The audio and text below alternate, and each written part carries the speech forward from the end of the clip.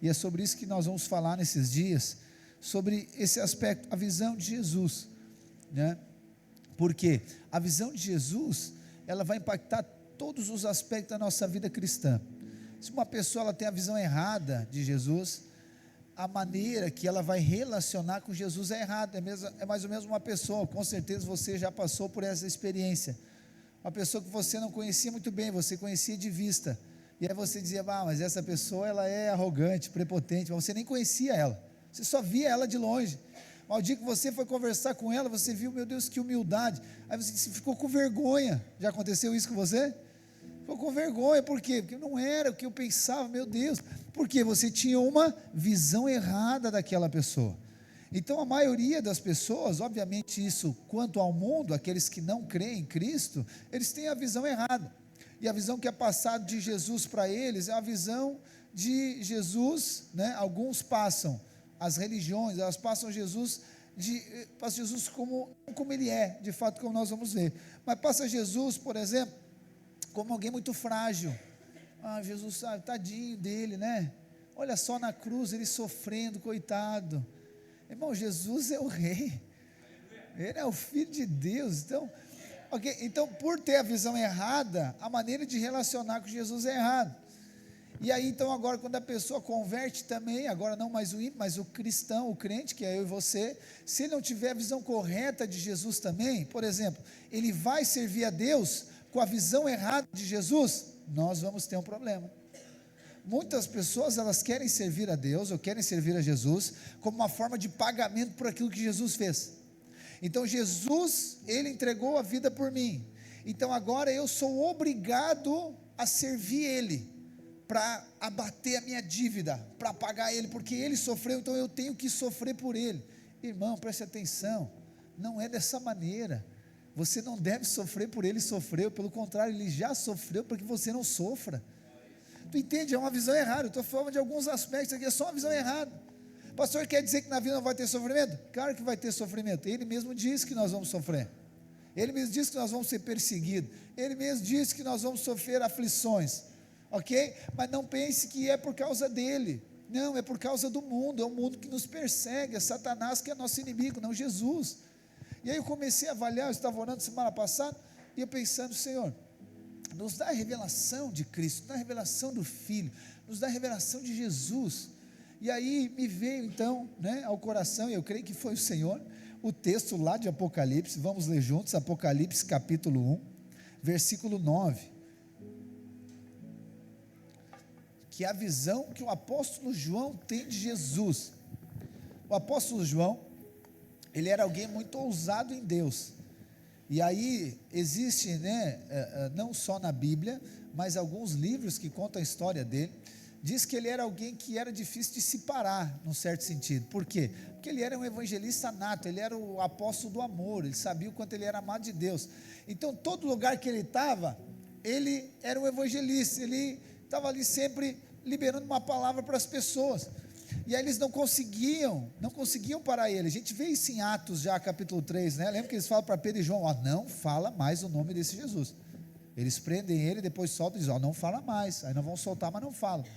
Pelo contrário, eles continuam falando, e assim acontece a história. Aí eles tentam fazer algo para que João agora não evangelize mais. O que eles fazem? Eles prendem o apóstolo João numa ilha deserta, chamada Patmos.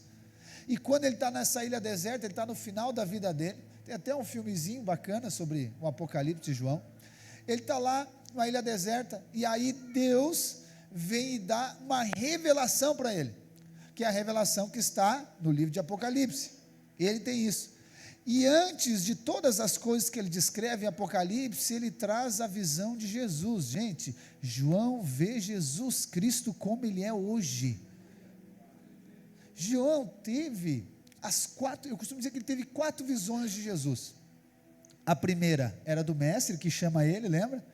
Chama ele, vem e me segue. A segunda é na cruz do Calvário, porque lembra que todos os apóstolos, discípulos foram embora, fugiram. O único que ficou foi quem? João ficou, então ele viu ele na cruz.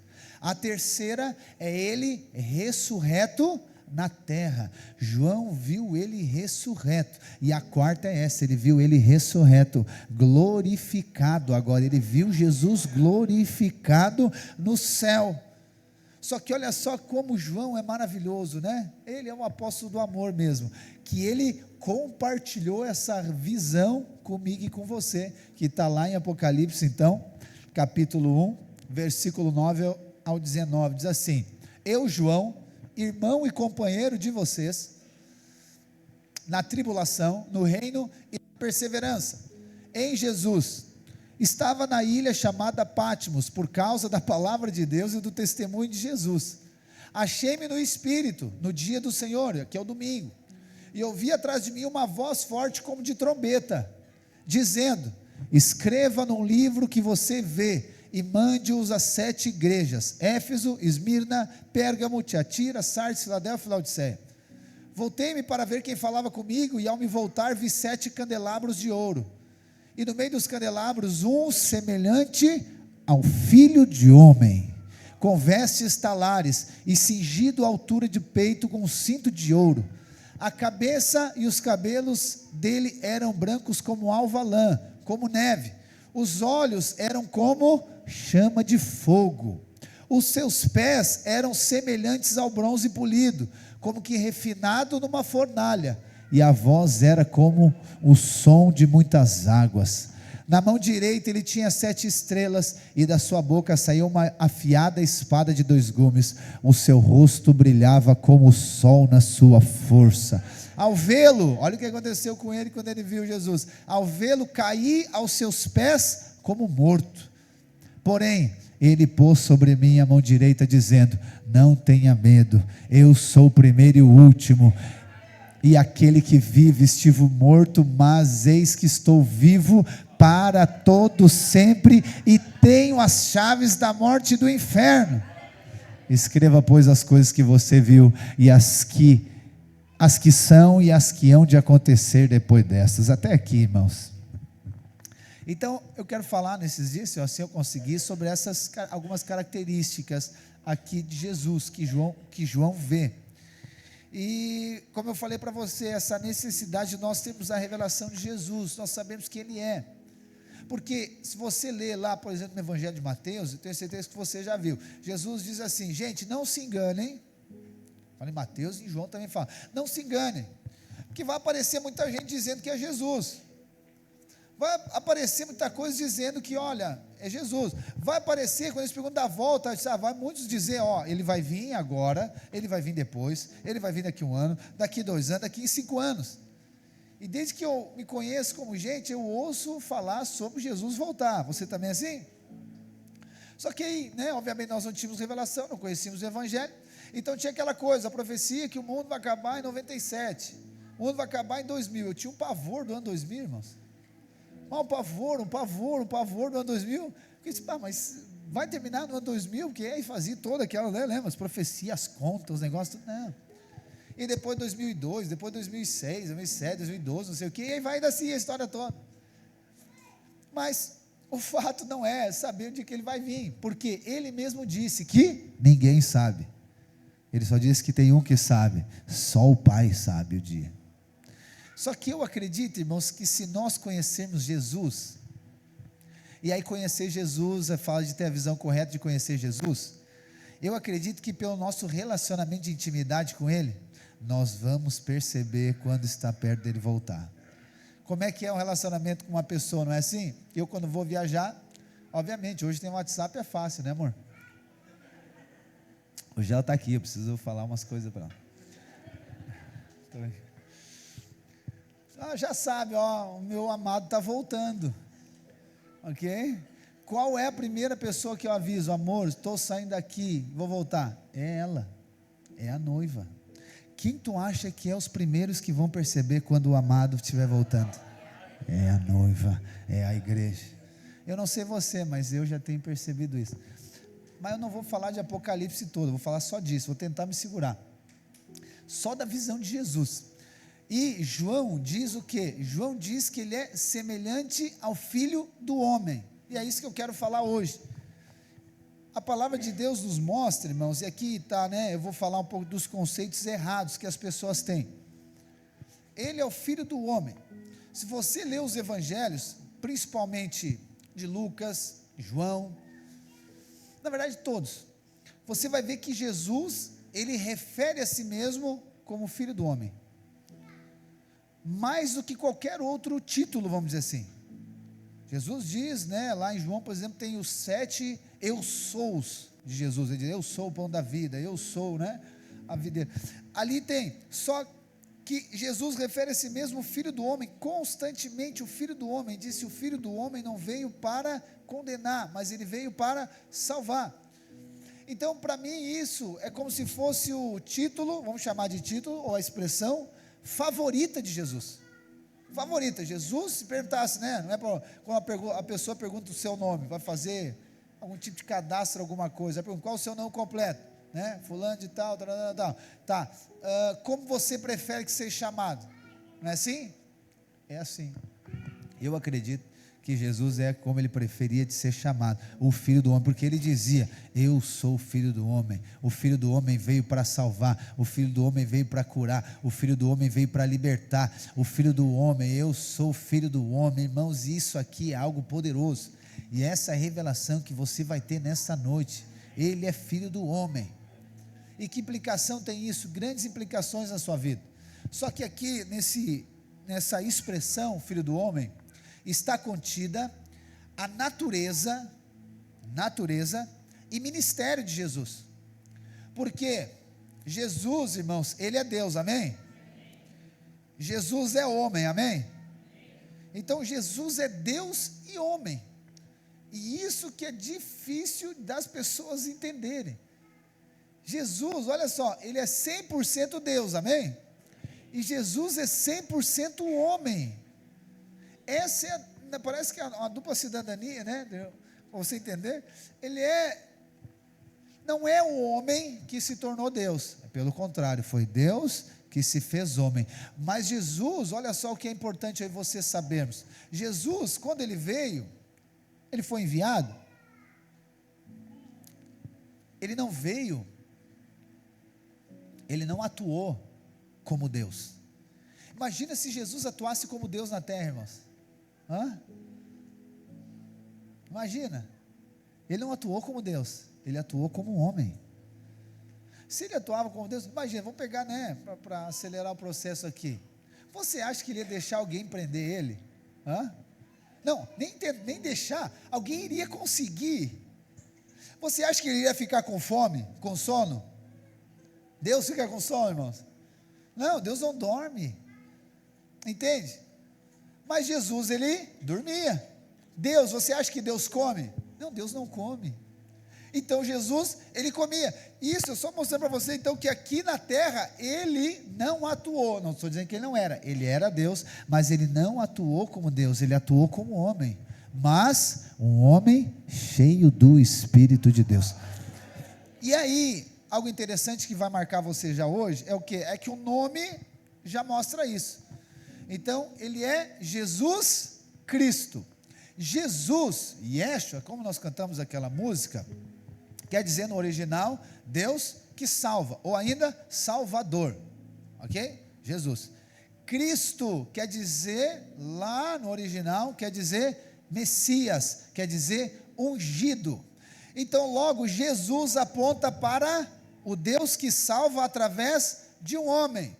O Cristo aponta para o Deus ungido, para o Messias, aquele que viria. Então Jesus aponta para o homem e Cristo aponta para Deus. E aqui ele é Deus e homem, irmãos. Se você ler, eu não vou abrir agora, porque não é a minha temática, mas só aqui curiosidades para você pesquisa. Se você for ver, preste bem atenção que eu vou falar. A Bíblia não diz, nos evangelhos, na crucificação, ela não diz que Jesus morreu.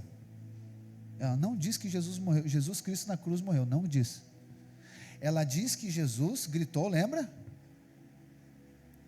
Deus meu, por que me abandonaste? E aí depois a palavra diz que ele deu esse brado e ele entregou o seu espírito a Deus. Ele diz: Pai, toma o meu espírito. E aí o texto bíblico diz assim: e ele expirou.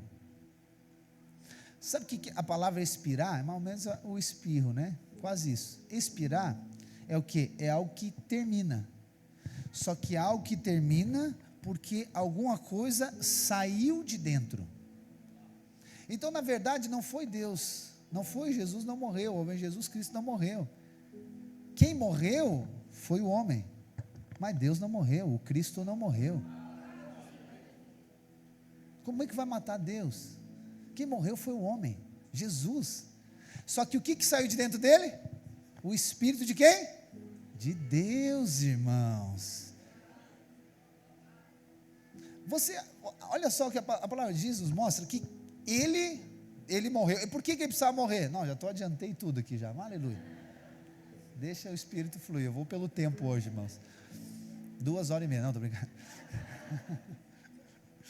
Jesus, ele morreu. E aí, lá em Efésios nos ensina que ele desceu. Depois de morrer, ele desceu. Deus, me diz uma coisa, Deus podia ter descido ou não? Isso que é meio difícil essa pergunta, né? Difícil, mas óbvio, né? É claro que Deus não podia ir para o inferno. Por quê? Quem é que está no inferno, gente? As pessoas que morreram. Por quê? Quem podia entrar no inferno? Quem tinha pecado. Deus tem pecado, me diz. O que Deus fez com Jesus, irmãos? Colocou o nosso pecado sobre ele. Sabe para quê? Para credenciar ele para ir no inferno. Porque senão ele não poderia entrar no inferno. E para que ele desceu no inferno? Para isso que ele falou para João: eu tenho a chave agora. Ele desceu lá para libertar e para pegar a chave do inferno. E aí a Bíblia vai dizer, eu não vou abrir todos os textos aqui, mas você vai gravando tudo. A Bíblia vai dizer que Deus que ressuscitou Jesus dos mortos. Não foi Jesus que se ressuscitou. Não foi Jesus que estava lá, agora eu vou ativar o modo Deus. Não. Foi o Pai que ressuscitou ele. O Espírito de Deus ressuscitou Jesus dos mortos. Mas entende, o que você precisa entender? Que Jesus é homem e é Deus. E eu quero ler alguns textos que mostram isso para você, senão você vai achar que é só o pastor que está falando. Vamos lá em João capítulo 1, versículo 1 primeiro. Projeta aí, vamos ler juntos. Aleluia, irmãos. No princípio era o verbo. Quem era o verbo, irmãos? Verbo quer dizer palavra, né? No princípio era o verbo, que é Jesus. E o verbo estava onde? Estava com Deus. Não, mas não é só que ele estava. João disse que o verbo, logo, Jesus é Deus. Jesus é Deus. Versículo 6, perdão. Colossenses capítulo 2, versículo 6.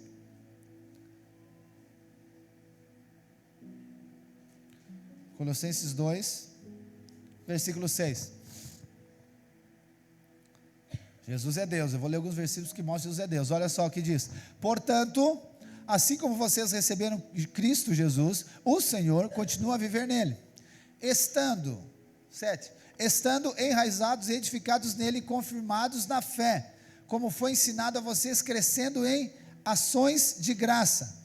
Tenham cuidado para que ninguém venha a enredá-los com a sua filosofia e vãs sutilezas, conforme a tradição dos homens, conforme os rudimentos do mundo e não segundo Cristo. Olha o 9 agora. Porque nele habita corporalmente toda a plenitude da divindade. Também nele vocês receberam a plenitude. Ele é o cabeça de todo principado e potestade. Ou seja, em Cristo, corporalmente, habita toda a divindade. O que está dizendo aqui? Que Jesus é Deus, porque toda a divindade está nele. Então Jesus, ele é Deus. Agora, Colossenses capítulo 1, versículo 1.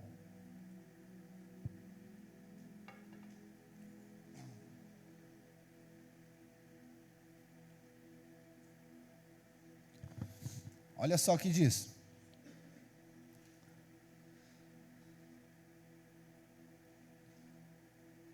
Pode ser, não, pode pôr para frente, porque pode ser versículo 13.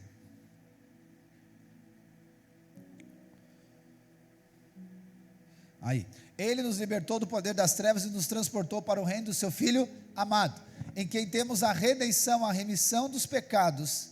Agora, ele é a imagem do Deus invisível, o primogênito de toda a criação. Agora, porque nele foram criadas todas as coisas nos céus e sobre a terra, as visíveis e as invisíveis, sejam tronos, sejam soberanias, quer principados e quer potestades. Tudo foi criado por meio dele e para ele. Ele é antes de todas as coisas, nele tudo subsiste.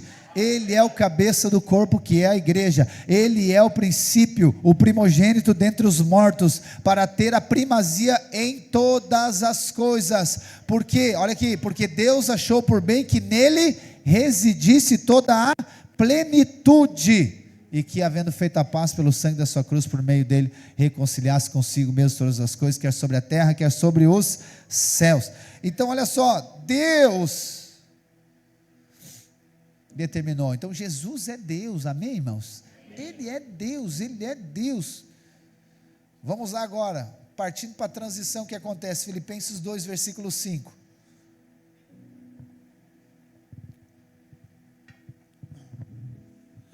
Filipenses capítulo 2, versículo 5.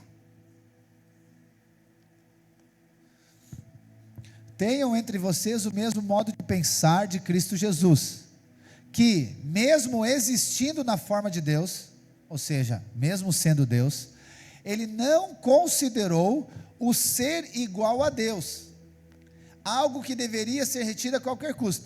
O que está dizendo aqui? Volta no 6. Jesus, Paulo está dizendo, gente, eu quero que vocês tenham o mesmo sentimento, a mesma coisa que Jesus, porque Jesus, ele era Deus, Jesus era Deus, mas ele não considerou, ou melhor, ele não foi determinado, ele não quis, não foi lhe dado, mais ou menos nesse sentido, o ser igual a Deus, não ser igual a Deus no sentido de uma maneira de vestir, ou seja, ele não veio para a terra e atuou como Deus, é o que eu falei para você antes, algo que deveria ser retido a qualquer custo, ou seja, olha isso aqui eu estava pensando, Jesus, ele reteu o ser Deus, reteu a qualquer custo, ele veio determinado, tu não vai agir como Deus, tu vai agir como homem, ele reteu a qualquer custo, sabe, a natureza, irmãos, ele é Deus, imagina só diante de alguma circunstância, eu fico pensando, se ele não retesse ser igual a Deus, ser Deus, se ele não segurasse aquilo, em alguns momentos, por exemplo, lá quando os religiosos trazem a mulher adúltera diante dele, irmão, se ele agisse como Deus, mas não ia sobrar nada, o fogo ia pegar para todo lado, está entendendo? Então ele reteve, entende? O seu aspecto de ser como Deus. Vamos continuar. Pelo contrário, olha, ele reteve, ele fez o quê? Ele se esvaziou, assumindo a forma de servo, aqui agora, tornando-se semelhante aos seres humanos, e ainda, reconhecido em figura humana, o que ele fez? Ele se humilhou, tornando-se obediente até a morte de cruz. Então olha só, irmãos, Jesus era Deus, amém?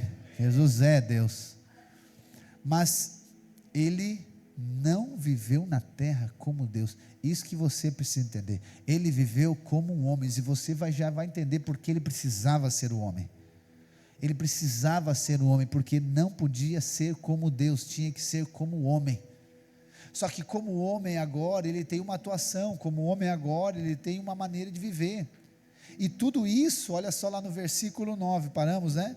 Tudo isso, depois da morte da cruz, o que aconteceu? Por isso tudo, Deus também o exaltou sobremaneira, ele deu um nome que está acima de todo nome, para que ao nome de Jesus se dobre todo o joelho nos céus, na terra e debaixo da terra, e toda língua confessa que Jesus Cristo é o Senhor, para a glória de Deus Pai.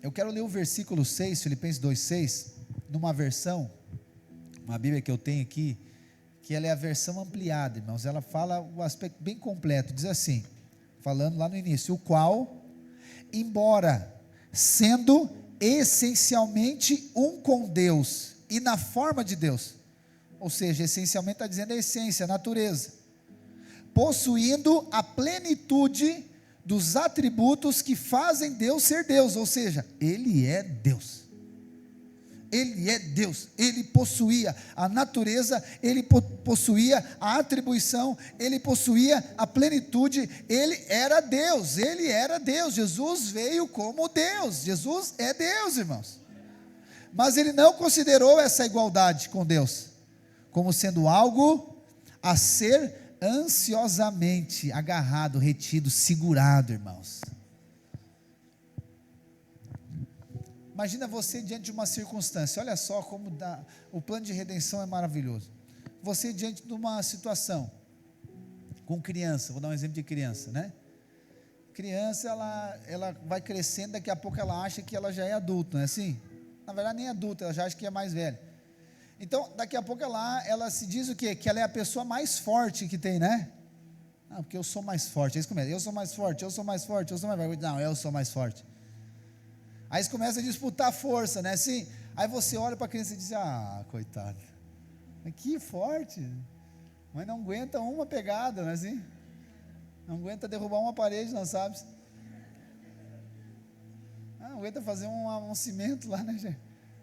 Entende? Aí você fala, não é. Eu imagino que Jesus podia fazer isso, olhando. Ei, o que está achando? É mais ou menos o que ele faz diante de Pilatos. Lembra que ele está preso diante de Pilatos? Pilatos diz, pergunta para ele, tu realmente é o rei? Tu é o rei dos judeus?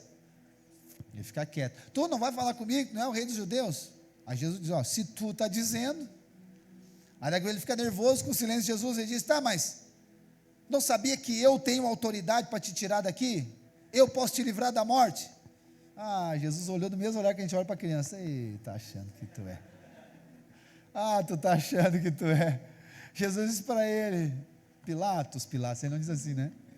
Mas diz, nenhuma autoridade tu teria, se do alto não fosse te dado. Ou seja, ele está dizendo, Pilatos, eu que estou no comando da história aqui. É eu que estou no governo disso aqui tudo, é eu que tenho autoridade, então se não, tu tem autoridade é porque foi dada para ti, porque tu não tem autoridade, entende, irmãos, isso aqui é poderoso demais, e por que Deus, esse Deus todo poderoso, esse Deus exaltado, esse Deus que criou, irmãos, os céus e a terra, com aquilo que Ele falou, o Deus, entende, sobrenatural, o Deus que é amor, como João diz, o Deus que é justiça, o Deus, né, que tem planos maravilhosos para mim e para você, nos trouxe à existência, o Deus que não dorme, o Deus que nos guarda, a palavra diz que Deus dá aos seus enquanto os seus dormem, é aquele que guarda a tua entrada, a tua saída, é aquele que coloca anjos, né, acampados ao seu derredor, esse Deus todo poderoso, irmãos, Ele se torna homem, por quê? Para resgatar a sua vida,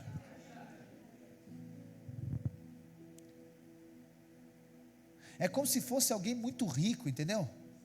Alguém multimilionário, ele abrisse mão do dinheiro dele e vivesse como se não tivesse nada,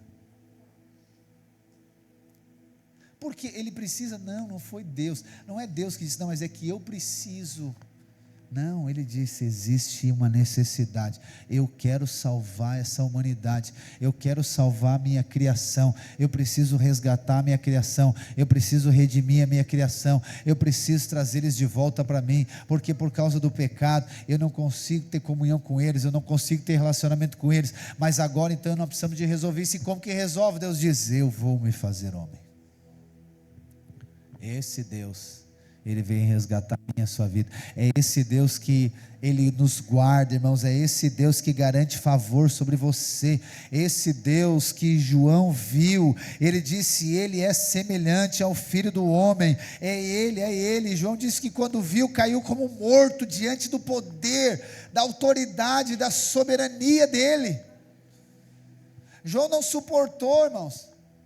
João, quando viu Ele, caiu. Ou seja, a autoridade, a soberania de Deus. A gente está num tempo que a gente vê, né? Isso não é de agora, há muito tempo já. Esse aspecto de a ofensa a Deus.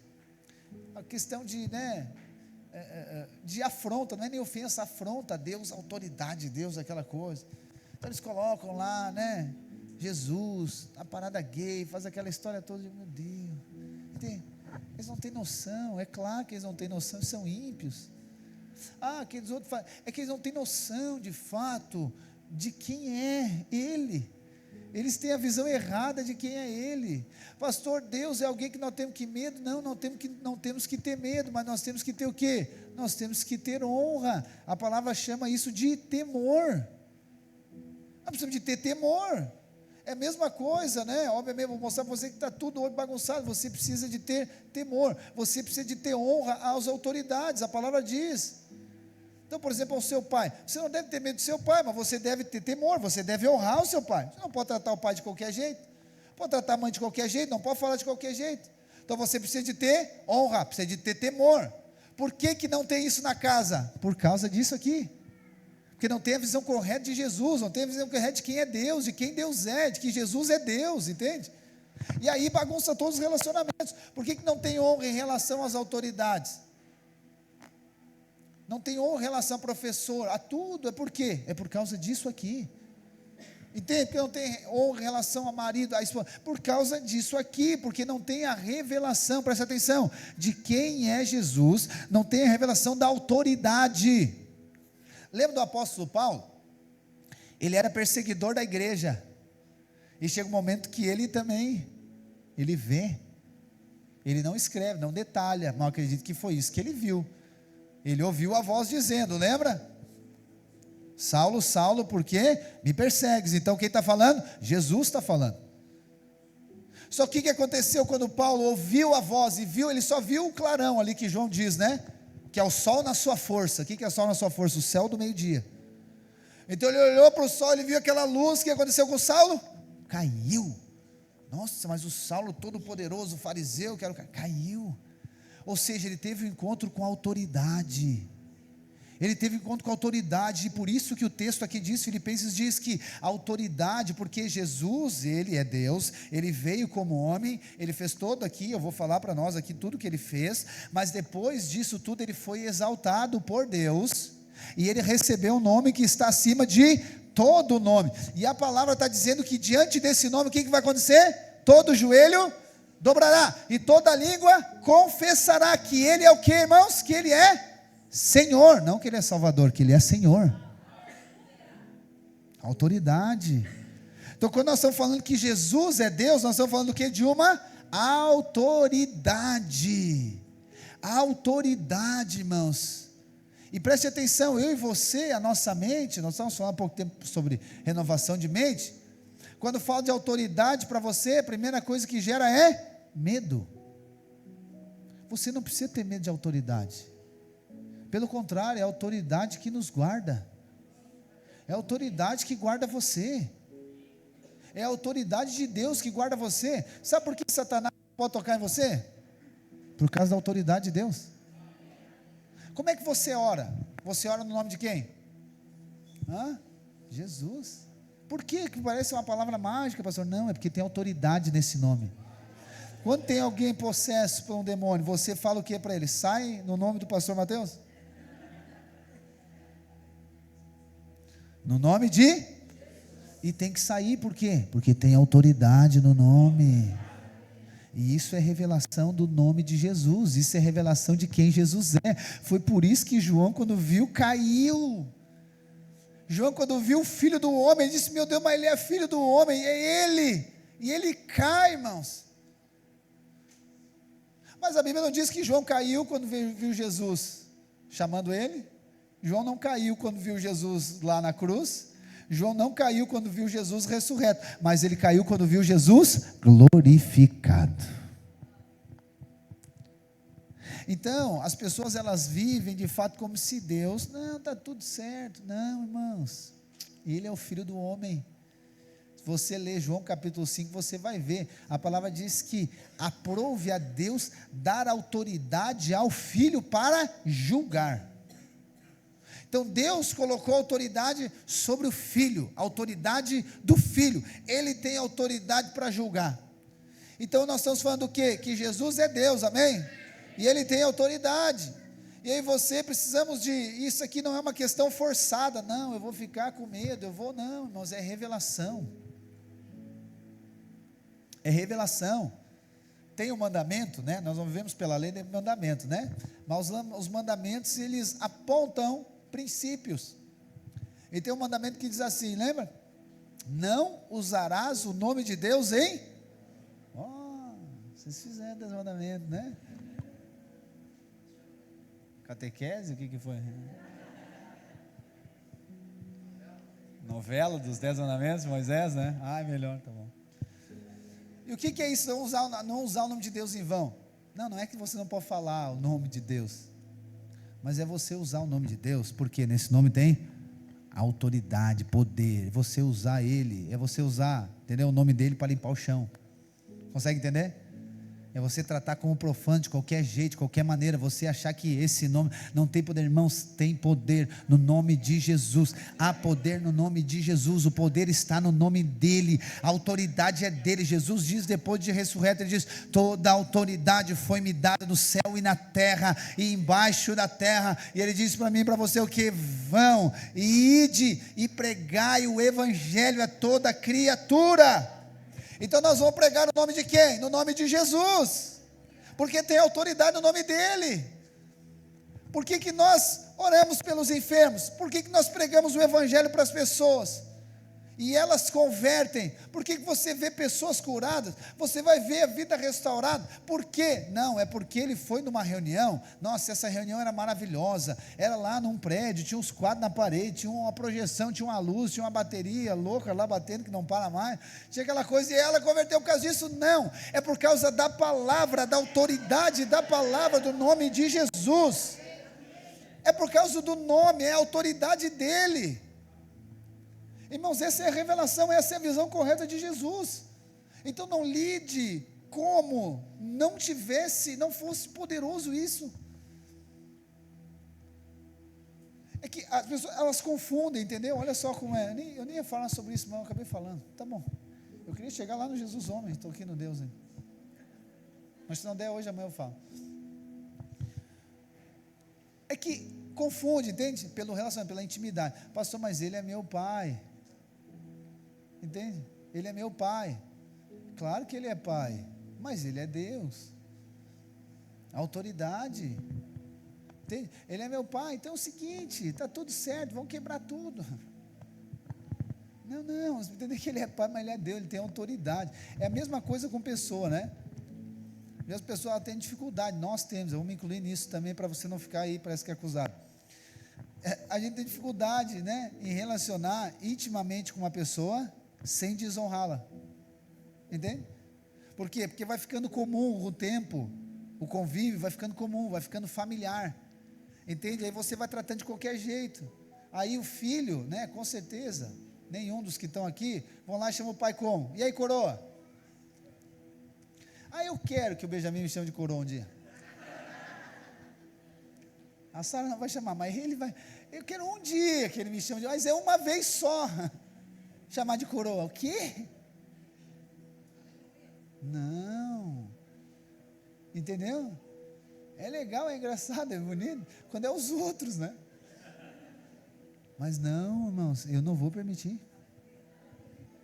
não vou, ele precisa saber, eu sou o pai dele, não sou colega da escola, não sou amiguinho da escola, não sou, amo ele, abraço ele, nossa, ele é uma preciosidade para mim, mas não vou permitir. Esse é o problema dos casamentos, é o problema das famílias, é o problema das empresas, é por causa de tudo, aí deixa a pessoa, porque a familiaridade trata de qualquer jeito, Eu creio, irmãos, né? E isso talvez é uma das principais revelações que Deus tem ministrado no meu coração. Eu creio que é possível ser íntimo de alguém sem perder o temor. Eu creio. Sem ficar, né? Aquela coisa, de novo, né? Autoridade, distância, não vou chegar perto. Não é, está errado. Deus é o seu Pai. Jesus diz, Ele é o Pai nosso que estás no céu. Jesus vem nos mostrar o Pai. Mas também Ele não é qualquer coisa, de qualquer jeito, de qualquer maneira. Não trate de qualquer jeito. Por isso que Paulo vai nos orientar, né? E aqui então Deus, o Pai, o Filho e o Espírito. Paulo vai dizer, gente, não entristece o Espírito. Ele diz, gente, vocês não sabem que vocês são templo do Espírito Santo? Ele habita dentro de vocês. Então é o seguinte, Ele está dentro de vocês, sabe? Não trata como se fosse qualquer coisa. E isso não é uma questão de eu posso fazer isso, pastor, eu posso fazer aquilo, não. É uma questão de você ter revelação, é uma questão de você ter relacionamento. Amém, irmãos?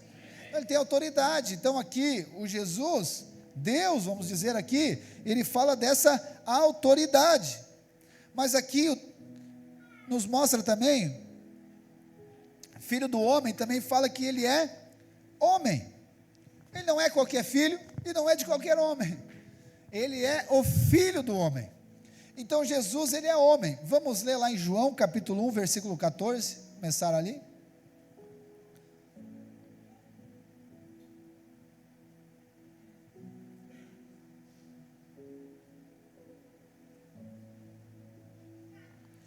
Aleluia, vou falar mais 10 minutos, senão vamos lá.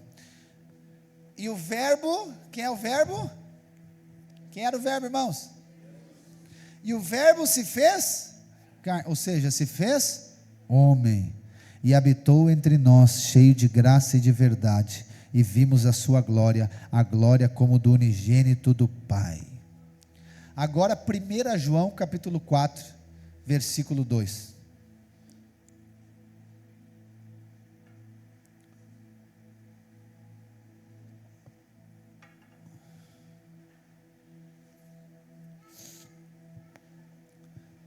João capítulo 4, versículo 2.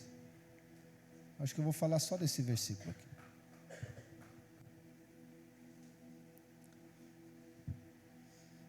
Diz assim: nisto vocês reconhecem o Espírito de Deus. Todo espírito que confessa que Jesus Cristo veio em carne é de Deus. Vamos continuar o 3. E todo espírito que não confessa isso a respeito de Jesus, não procede de Deus. Pelo contrário, este é o espírito do anticristo, a respeito do qual vocês já ouviram dizer que viria e que agora já está no mundo. Então olha só o que João está dizendo, gente. Deus se fez homem, o verbo se fez carne, ok? E depois ele está dizendo o seguinte, lá na carta está dizendo, gente, se vocês querem saber qual que é o Espírito de Deus, aonde o Espírito de Deus está, aonde ele está fluindo, aonde que está aqui, né? Onde que é Deus, e essa é a dúvida, às vezes, é Deus e não é Deus?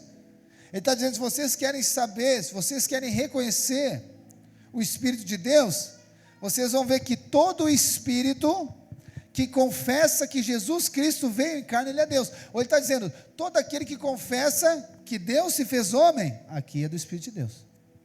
E por que isso aqui é tão importante? Isso aqui é tão importante porque, vamos lá rapidamente a história da queda. O homem pecou, lembra? Adão pecou, Eva pecou, Adão pecou, a queda. A humanidade toda pecou. Todos são pecadores, amém? Um homem pecou. Então agora Deus, Ele cria, Ele formula, Ele projeta um plano de redenção. De quê? De fazer o homem, de trazer o homem de volta para Ele. Porque Deus criou o homem, ok? Mas por causa do pecado, a criação do homem está afastada dele. Por causa do pecado. O pecado fez com que o homem afastasse de Deus.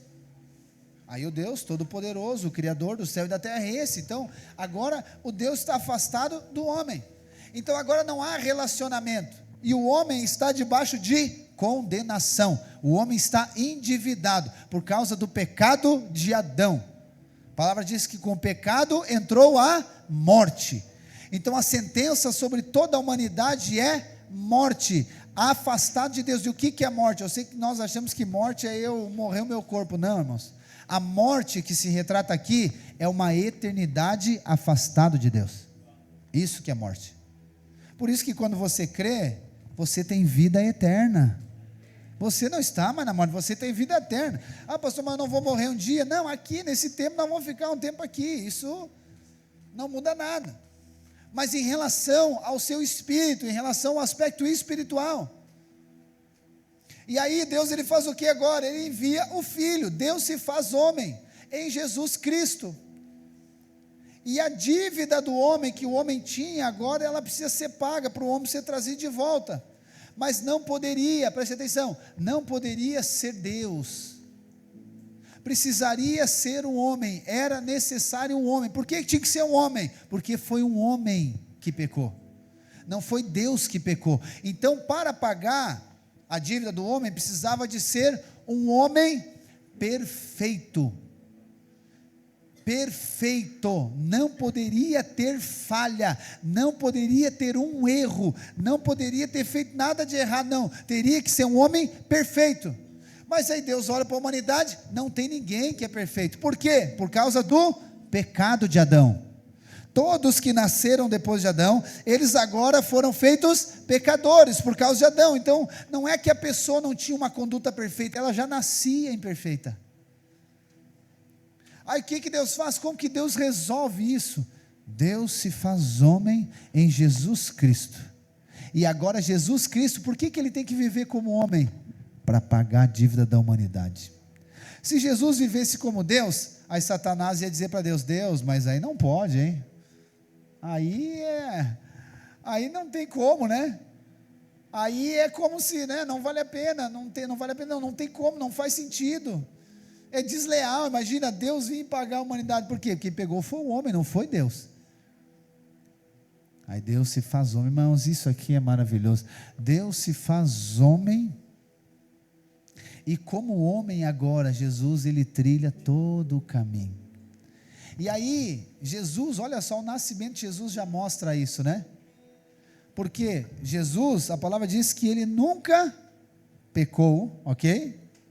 Mas Jesus também não nasceu no pecado. Jesus não nasceu de um relacionamento sexual de um homem e de uma mulher. Não. Lembra da história do nascimento de Jesus? Que lindo aquilo, irmãos. Pastor, mas Maria é pecadora. Ok? Maria é pecadora. Mas você sabia que o perdão, ele está ligado com o sangue, ok? Concentre aí, eu sei que está cansado, mas já vou terminar. O perdão está ligado com o sangue. A palavra de Deus diz que sem derramamento de sangue, não há remissão, não há perdão, então precisava derramar o sangue. Então, para mim e você, a nossa dívida ser paga, o sangue precisava ser derramado, mas o nosso sangue não pagava a nossa dívida. Por quê? Porque esse sangue tem pecado, ok? Está claro assim? Esse sangue tinha pecado. Por isso que lá no Antigo Testamento você vai ver os sacrifícios acontecendo, mas não dava, sempre tinha que fazer mais, sempre tinha que fazer de novo, a dívida não era paga, ela só ia aumentando em juro. Então precisava ser um sangue perfeito, precisava ser alguém que nunca pecou. Então o que Deus faz? Deus escolhe uma mulher chamada Maria. E ele diz para Maria, Maria, tu és cheia de graça. E ele diz, porque de ti vai nascer o Yeshua, de ti vai nascer a minha versão humana, de ti vai nascer, em ti vai nascer, ou seja, Maria, tu vai gerar o corpo, para que eu possa cumprir com o propósito, com o plano de redenção. Pastor, mas como assim? Maria, pecadora, gerou Jesus. Se ela gerou Jesus, ele também virou pecador. De novo, lembra do sangue. Sabia que um feto, um bebê, quando ele está sendo gerado, o sangue da mãe não relaciona com o sangue dele? Não relaciona com o sangue dele. A mãe alimenta, aquece, tudo aquilo ali. Mas não há que transfusão de sangue. O sangue da mulher é o sangue da mulher. O sangue do bebê é o sangue do bebê. Não mistura o sangue. Por isso que Jesus Cristo não nasceu no pecado. Ele nasceu numa pecadora, mas ele não nasceu do pecado. E o sangue dele é puro, perfeito. Irmãos, isso é fantástico. Você pode pesquisar depois. Eu sei que alguém ficou assustado, mas pesquisa depois você vê. Não tem relação nenhuma. Logo, o sangue de Jesus é o quê? O sangue de Jesus é perfeito. Jesus é perfeito. E agora, olha só que poderoso isso. Jesus, irmãos, vivendo como homem, ele pecou? Não pecou. Não pecou. Pastor, mas ele sofreu as mesmas tentações? Sofreu as mesmas tentações. É obviamente que algumas inclinações ele não tinha. Por quê? Porque ele não nasceu do pecado. Mas as pressões, tentações ele sofreu. As inclinações da carne ele não tinha. Por quê? Porque ele não nasceu do pecado. Ele nasceu puro, perfeito. Perfeito. Então as inclinações da carne ele não tinha. Porque Jesus era Deus, mas ele se fez homem. E aí o que Deus faz? Jesus Cristo vai para a cruz do Calvário. E quando Jesus Cristo, ele é crucificado, e ele declara, né? Está consumado, está concluído. O que ele está dizendo? A dívida está paga. Adão pecou, mas o segundo Adão não pecou, e entregou a sua vida para a salvação dos demais. Então por isso que João diz que o Espírito de Deus é aquele que confessa que Jesus Cristo veio em carne, confessa que ele é homem. Hoje, à destra do Pai, não é Jesus Deus que está sentado, é um homem que está sentado lá. É Jesus Cristo ressurreto, glorificado, com autoridade do céu e na terra, está sentado à destra do Pai. E sabe qual que é o mais maravilhoso disso? É que o apóstolo Paulo diz que Deus fez o quê? Deus nos colocou em Jesus. Deus nos colocou em Jesus.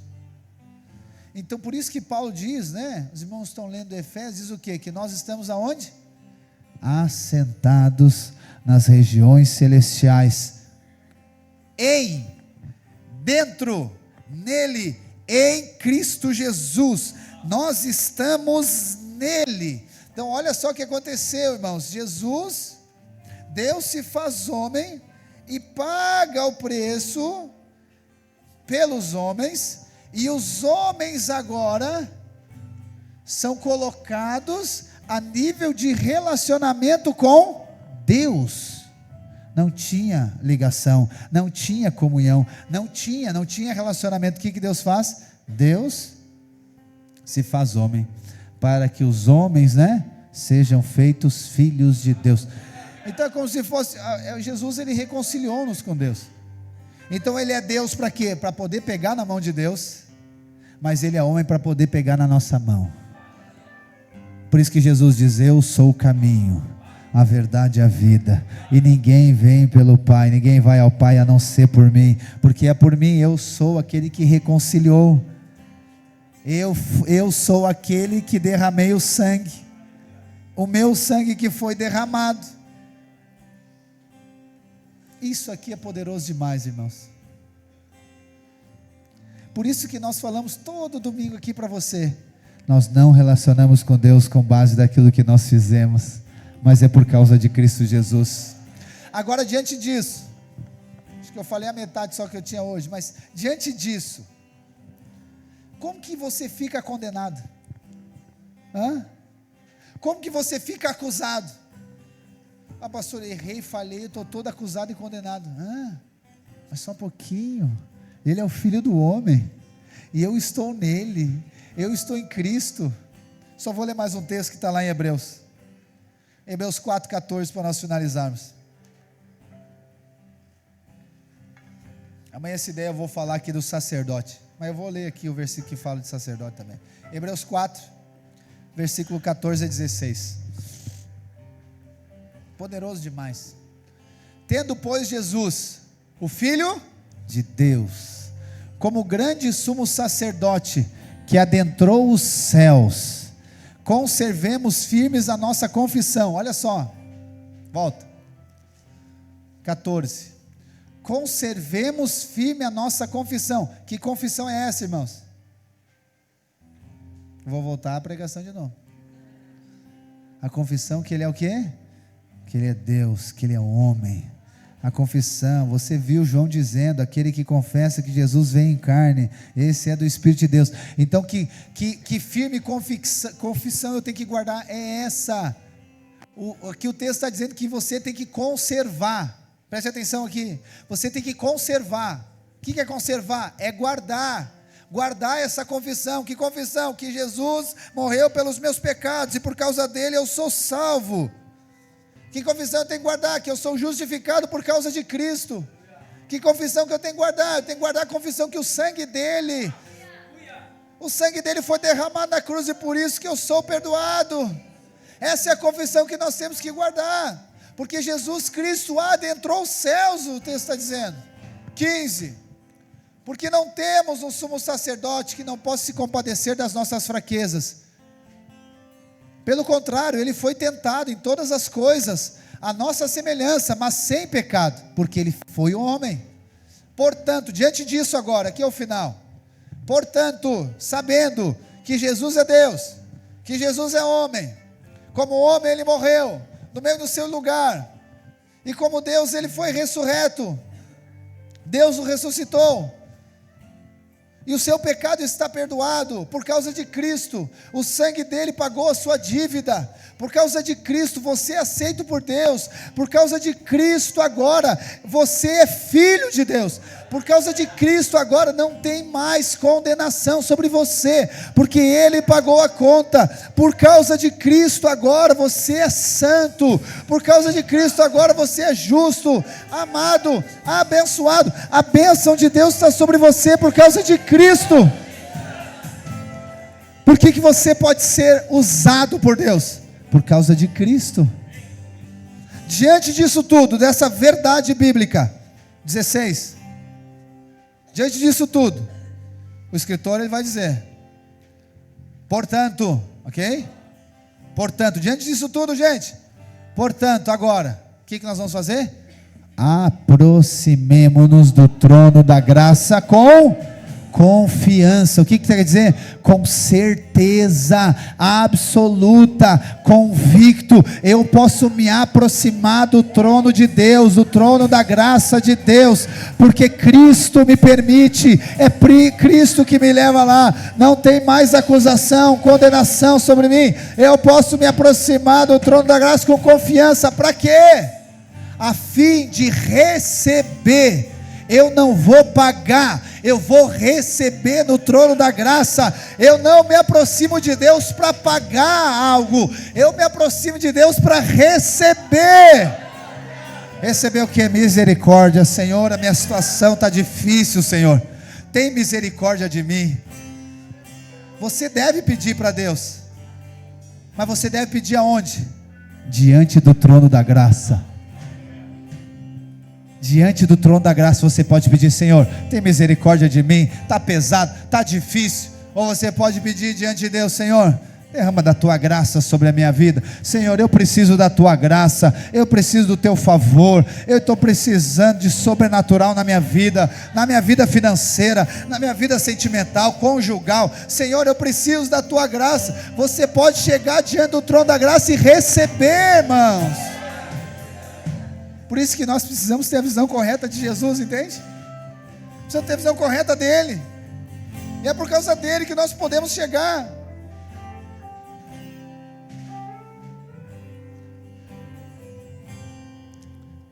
A história não nos garante que nós não teremos necessidades, não, mas nos garante que nós teremos provisão. O que é a revelação de Jesus? Ela muda dentro de você. É porque daí você para de tentar resolver as coisas. Nós paramos de tentar resolver do nosso jeito e nós vamos o quê? Eu vou diante do trono da graça, eu vou pedir para Ele, ou melhor, eu nem vou pedir, eu vou receber já. Eu vou receber, por quê? Eu vou confiado no nome de Jesus, eu vou confiar no nome dEle. Pastor, mas será que Ele vai me atender? Não tem que marcar hora para chegar no trono da graça? Não, você tem livre acesso. Você tem livre acesso para entrar. Você tem livre acesso para permanecer diante do trono da graça. E é lá que nós vamos viver a nossa eternidade, diante do trono da graça. Por isso que eu ensino você a orar por coisas grandes. Você crê em coisas grandes por causa disso aqui. Não é por causa de você. Não, acho que Deus vai avaliar a minha oração, vai avaliar o meu pedido, e Ele vai achar que é muito grande, eu acho que eu não vou receber. Gente, quando você vê tudo que Deus fez, para que nós podemos chamar diante do trono da graça, me diz, o que Ele não vai nos dar? Por isso que Paulo diz, Romanos 8,32, aquele que não poupou, olha só, aqui mostra Deus, né? Ele não poupou, irmãos. Nós vivemos poupando tudo, né? A gente poupa tudo, vai no mercado, a gente está poupando. Não, eu vou poupar por quê? Porque amanhã eu vou ter que voltar. Agora no jejum também, eu já estou uns dias de jejum na água, eu estou poupando a minha energia. Se eu vou poupar a minha energia, vou tentar, às vezes não dá, a gente extrapola. Mas eu estou poupando, estou tentando poupar. A gente está vivendo poupando, mas a palavra diz que aquele que não poupou, ele não poupou quem não poupou? O Filho. Ele não nos dará, juntamente com o Filho, o que? Todas as outras coisas, então hoje você está diante do trono da graça, porque você está em Cristo Jesus, e hoje é noite de você pedir, ou melhor, hoje é noite de você receber. Você vai dizer, Pai, eu vim aqui para receber, eu estou aqui no nome de Jesus, e eu vim aqui para receber, eu preciso, em todas as áreas da minha vida, Pai, eu preciso na minha vida financeira, Senhor, o Senhor colocou um sonho no meu coração, e eu preciso a provisão para esse sonho, Senhor, a minha necessidade hoje é essa, eu vim aqui receber de Ti. Por isso, olha só, você nunca mais vai fazer uma oração que você fazia, não era nem oração, era posicionamento. Nossa, quando eu reúne grupo pequeno, né, ou lá no GC, ou quando a gente vai orar por alguém, eu pergunto, por que você quer oração? Não, o que você quer de orar? O que você quer que eu ore? Não, eu não quero pedir nada, eu só vim agradecer. Eu digo, não, peraí,